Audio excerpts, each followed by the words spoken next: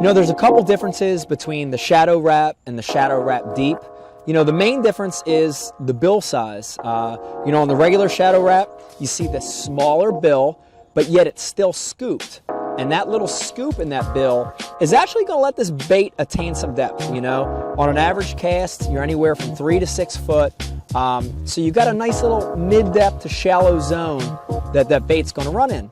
The Shadow Rap Deep, you're going to see it's got that bigger bill. It's got that longer, kind of coffin-shaped, squared-off bill, and that's going to let that bait run a lot deeper. Now you're going to get to the 6 to 10, even 12-foot zone, depending on your line size. So deeper water, mid-depth water, fish that are more in that suspended zone, it's a perfect bait. You know, the other differences between these two baits are the way it sits in the water, especially when you kill it. You know, the pause on this bait is a huge important part of the retrieve. And on the pause, our regular Shadow Rap is going to slowly kind of fade out of the picture, nose down, but almost straight, just kind of real slowly nosing down.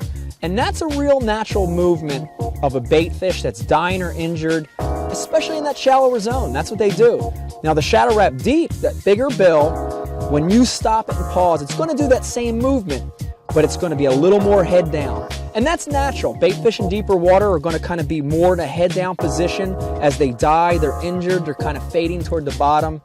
And that's a key part of the retrieve. A lot of the strikes aren't going to come as you move it and switch it, but they're going to come after you stop it, it rolls, it flashes, and then just fades out.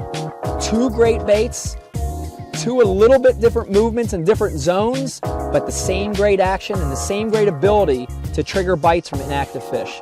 That's the Shadow Rap.